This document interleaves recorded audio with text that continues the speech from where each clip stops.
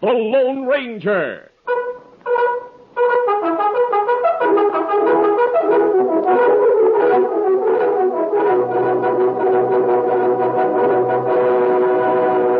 Hi-yo, Silver!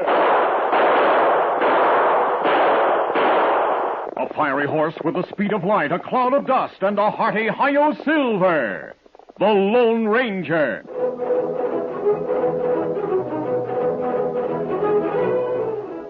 Before this exciting adventure, a word from our sponsor. Times sure have changed. Time was when people saved cookouts and picnics for summer and lazy Sundays spent under a big oak tree in the town park. Well, today's family eating habits are much more flexible. Mom might have forgotten how easy it is to fix a cook-in for lunch, maybe with hot dogs and baked beans, or a casual dinner with cheeseburgers, soup, and salad. And as you're planning your easygoing meals, don't forget to invite Merita, as in Merita hot dog and hamburger buns. Remember Merita? We're the people who bake while you sleep. That's the only way Merita can promise you'll find the freshest rolls and bread and cakes the very next day on your grocer's shelf. But remember, we bake our famous hot dog and hamburger rolls all year long. So relax a little. Plan quick and easy meals your family will love. And don't forget Merita. Merita enriched hot dog and hamburger rolls.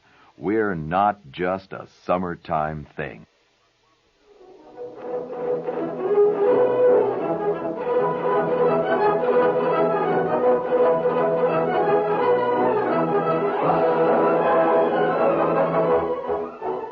With his faithful Indian companion Tonto, the daring and resourceful masked rider of the plains led the fight for law and order in the early western United States. Nowhere in the pages of history can one find a greater champion of justice. Return with us now to those thrilling days of yesteryear. From out of the past come the thundering hoofbeats of the great horse Silver. The Lone Ranger rides again. Come on, Silver. Let's go, big fellow. Hi-yo, Silver! Hooray!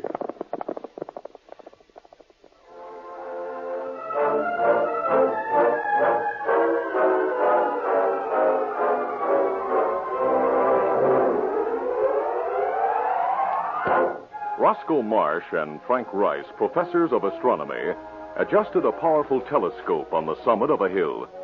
The men on leave from an eastern university were seeking a site for an observatory. Professor Marsh said, "We'll make a final check on the haze that rises from the gorge between here and Mount Messiah." Are you focusing on that old cabin on the side of Messiah? Yes. Well, the old man who lives there has visitors. That's unusual. It's the first time we've seen anyone in this area except the old man. Yes, two horses are standing there.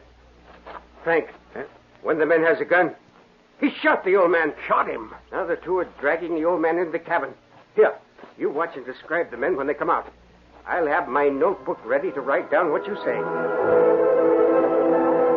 While Professor Rice kept his eye to the telescope, his associate looked at his watch, noted the time in a notebook, then wrote the dictated description of the two gunmen. Now one of the men is opening a box, taking out papers, unfolding them.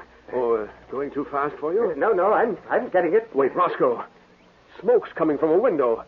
They've set fire to the cabin. With the old man still inside? Yes. Frank, someone's coming. What? There. Look, a masked man. And an Indian. Don't be alarmed. Don't shoot us. We're unarmed. Easy, steady, big fella. Easy, fella. You've nothing to fear. We're friends. But that mask... It serves a purpose, but it's not the purpose of an outlaw. We saw your telescope from the valley and came here because we're interested. Well, who are you? I'm Professor Rice, and my colleague's name is Marsh, Roscoe Marsh. He, too, is a professor of astronomy. You were viewing something through the telescope. You seemed excited. We saw two... Yes? See smoke on side of Mount Messiah. The cabin there is on fire. That must be Jeremiah Colby's cabin. It's the only cabin on the mountain. Do you mind if I look through your telescope? No. Oh, go ahead. Yeah, I've heard of Colby.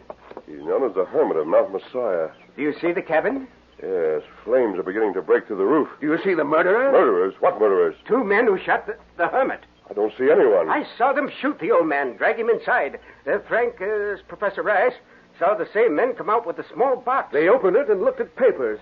Then I saw smoke coming from a window. That's when you arrived, you and the Indian. You mean Hermit inside burning cabin? He must be. The cabin will burn to the ground long before we can reach it. We're helpless. Yes, that's how we felt when the murder was committed. Even if we'd had guns, we couldn't have helped the poor old man. No gun would shoot that far. Tonto, you watch the cabin through the telescope. Uh-huh. Can you professors describe the gunman? Oh, yes, indeed. We've made notes. Here they are. Let me see. We've been trained to make accurate observations. See. Professor Marsh and I have often witnessed and reported the destruction of stars and planets in outer space. These descriptions should help bring the gunman to justice. Are you really interested in seeing criminals brought to justice? Yes, Professor Roscoe. Someday you may learn that I'm on the side of the law.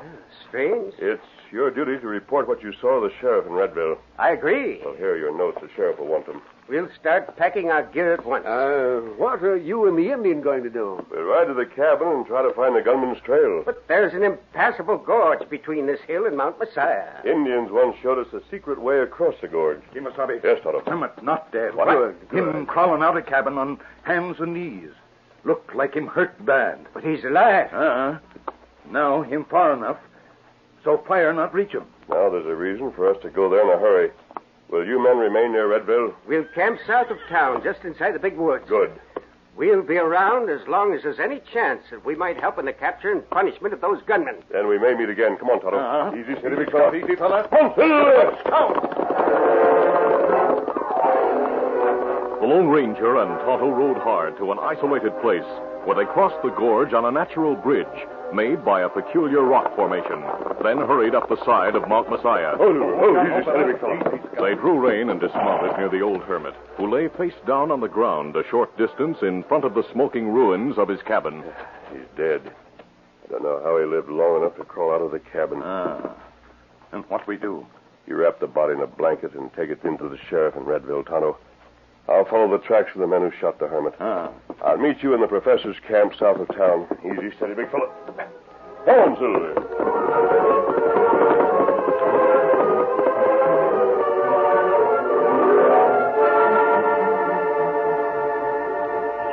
It was after dark that evening when the two astronomers entered the sheriff's office in Redville. The man seated in the sheriff's chair said, Good evening, gentlemen. Good evening. Are you the sheriff? No, the sheriff and his deputy had to take some prisoners to the state pen. The jail being empty, the sheriff left me in charge of the office. Oh, then you're not a real lawman. And they're real enough to take complaints. I'm a special deputy, likewise a lawyer. Hamilton Meade's the name. Mr. Meade, we're astronomers. I'm Frank Rice, and this is Roscoe Marsh. Glad to know you, gentlemen. What's wrong? We want to report a crime. Well, go ahead. I'll take your report and refer it to the sheriff when he returns.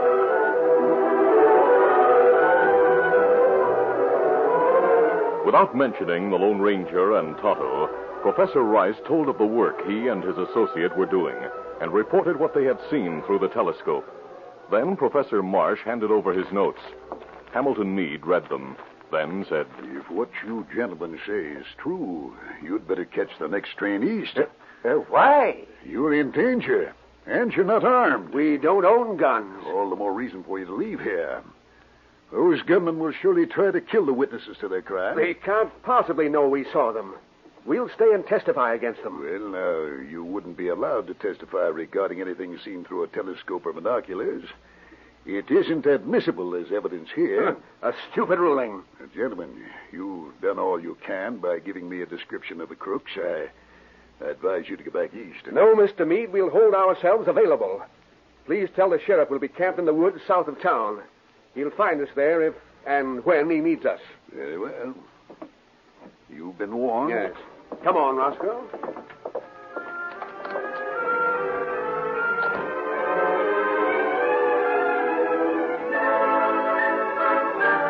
For a short time after the professors left, the man at the sheriff's desk sat frowning at the paper bearing the description of the crooks. Then he crumpled it and struck a match. He set fire to the paper and watched it burn in an ashtray, then crushed the ashes.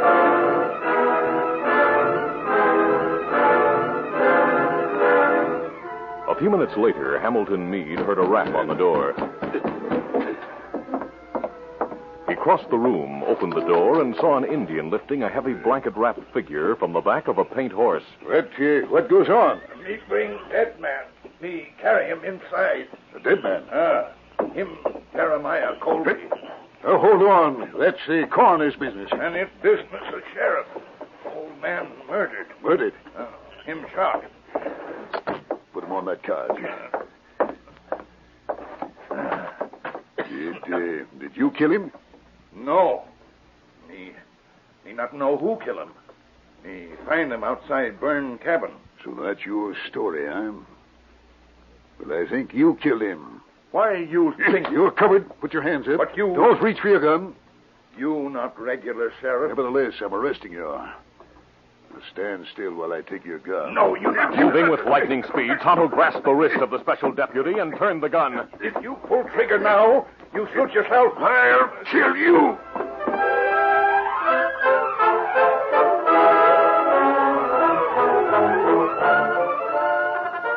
We'll continue our Lone Ranger adventure in just a moment. Hello there. I'd like to just take a minute to talk to you about Merita Brown and Serve rolls. As you know, Merita means all that's fresh and good that goes into and comes out of your oven. And Merita Brown and Serve rolls are the ones that bake to a flaky golden brown in just 6 minutes. There are 12 delicious Merita Brown and Serve rolls in every package. And if you don't use them all right away, that's all right, too. Merita guarantees freshness for several days after you buy them. Of course, in your freezer, they'll last indefinitely. But don't wait for company to have Merita Brown and Serves. Your family would love to have a basket of fresh, steaming hot rolls with breakfast, or lunch, or dinner. It'll mean you care. And what a delicious way to show your love. After all, your family deserves the best. They deserve Merita. Merita Brown and Serve rolls.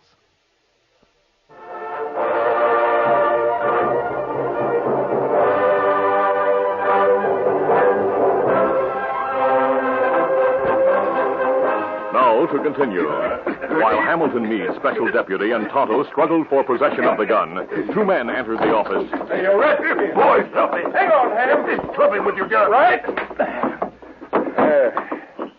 That should hold a redskin for a few minutes. Yeah, thanks, boys. Close the door. What happened to your Ham? Hey, what's that on the couch? Looks like a body. Yes, it is, Hoke. It's the body of Jeremiah Colby. What? Oh, it can't be. I'll take a look. Foley and I shot Kobe and burned him up inside a shack, just as you told us. This is the hermit, all right, Hoke. The Indian found him dead outside his shack. That means we'll have to call his death a murder instead of an accident. Why were you and the redskin fighting? I was trying to arrest him for the murder. Someone's got to hang for it. Well, take his gun and drag him into the cell before he regains consciousness. Right. Give me a hand, Foley. I hoped you two could steal the old man's bonds and arrange it so as his death would look like an accident. Did we leave this redskin here on the floor of the cell? Yeah. Give me his gun. Sure. Here. Thanks. Now close and lock the door.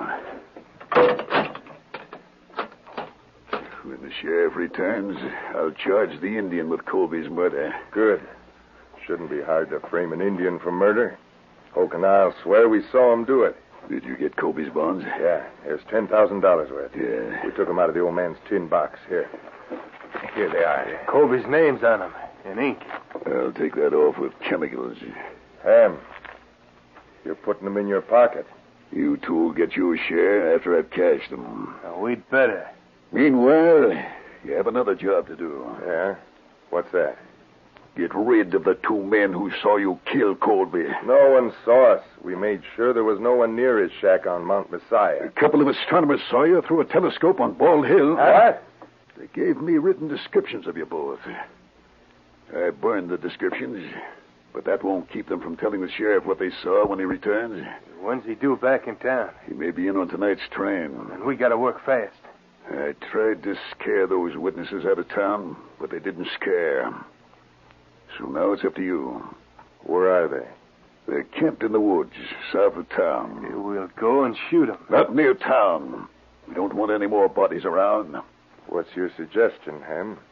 Capture them, take them into the mountains, and drop them down an old mine shaft. They don't have guns, so you shouldn't have trouble with them. Now get going.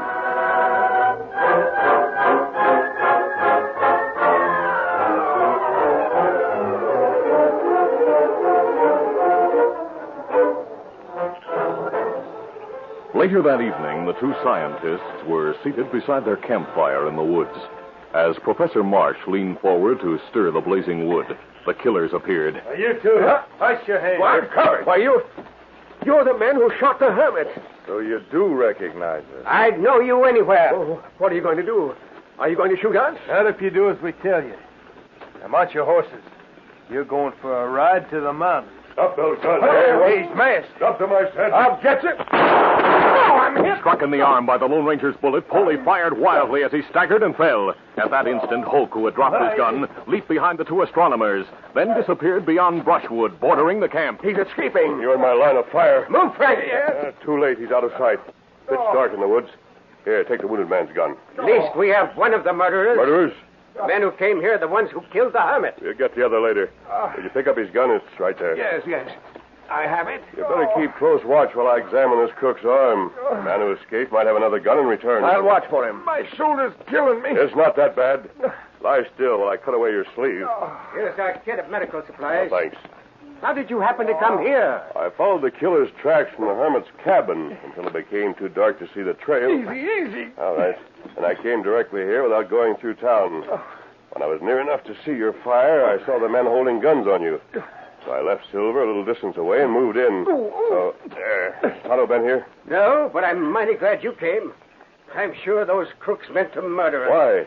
They knew we witnessed their crime. How did they know it? How did they know where to find you and Rice? I've no idea. You tell me, killer. Who are you to call me a killer? You're nothing but a mask owl hoot. I'm not a crook. Well, I'm not talking. We told no one we witnessed the murder. Except the substitute sheriff. Substitute sheriff? Yes. The sheriff was out of town, and a special deputy named Hamilton Meade was taking his place. Did Meade send you here? I'm no squealer. I'm not talking. Very well, I'll find out for myself. Here, Silver. You gentlemen had better tie this crook's hands behind his back and bring him to the sheriff's office. I'll be there waiting for you. Easy, steady, big fellow. One, Silver!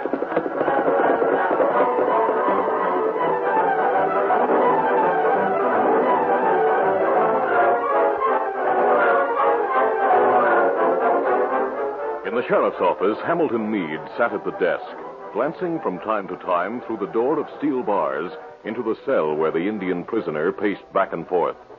The coroner had removed the body of the hermit, and now Meade waited, hoping Poley and Hoke would report on their assignment before the sheriff returned. The door was opened suddenly. What you holding me? Mashed. Keep your hands on top of the desk. Put down that gun. Not until you're disarmed. Kimasabi. Tonto. Meade, you've a lot to explain. Raise your hands to shoulder level and stand up slowly. Now take that gun. It'll be safer on the floor in the corner than in your pocket. You must be a henchman of the Indian murderer. Murderer? Kimasabi. Yes? When me bring body of hermit here, me say me kill him. What? Him say me under arrest. Me fight. Then two men come in, knock me out. Two men, huh? Them same ones described by astronomer. I suspected you were working with the killers, Meade. Otto's story confirms it. Indeed. Yes, where are the keys to the cell door? Find them for yourself. Very well. Now start by looking in your pockets. Stand still and keep your hands high. Reaching into Meade's coat pocket to search for the key to the cell, the masked man drew out a packet of folded documents. A quick glance showed him the name written on the top one. Jeremiah Colby. Is this the motive for murdering the old man? Judge for yourself, mister. I'm not answering questions. Meade's confidence returned when he saw Hoke appear at the open door behind the masked man's back.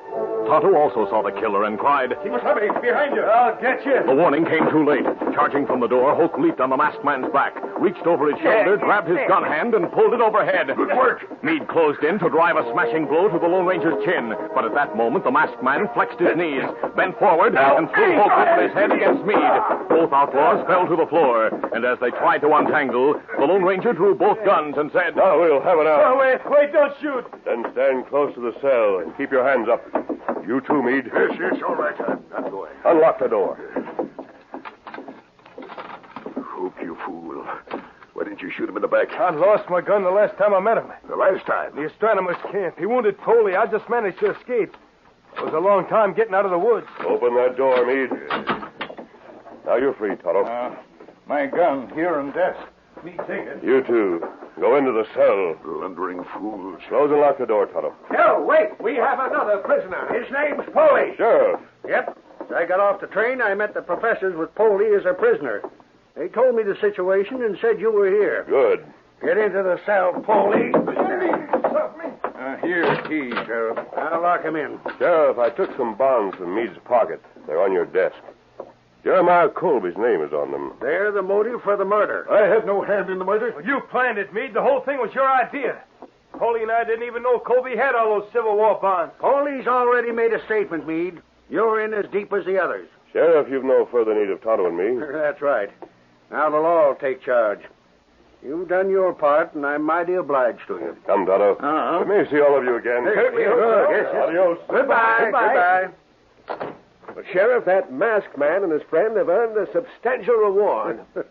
They wouldn't accept one, Professor. I know that for a fact, because I know who the masked man is. I knew as soon as you told me about him that he's the Lone Ranger.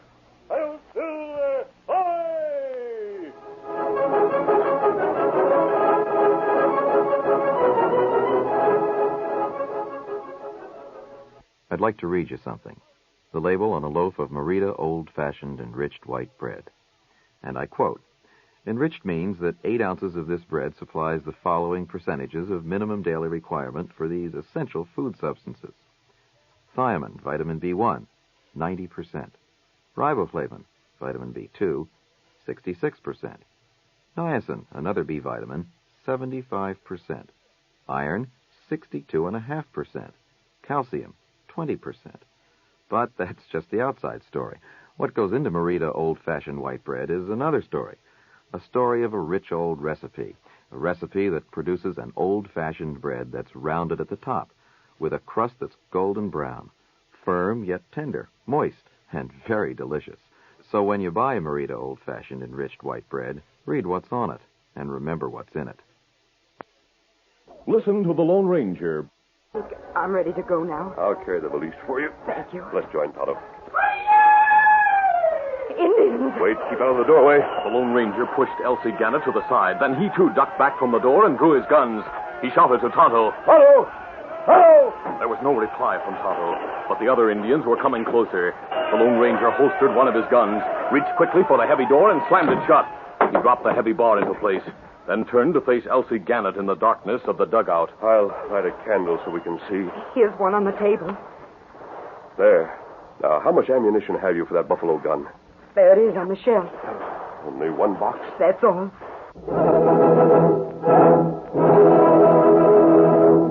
Listen to The Lone Ranger, brought to you by special recording at this same time.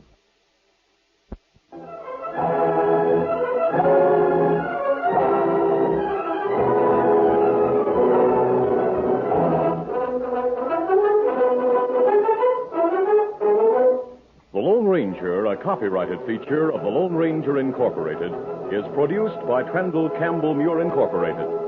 The part of the Lone Ranger is played by Brace Beamer. Your announcer, Fred Foy.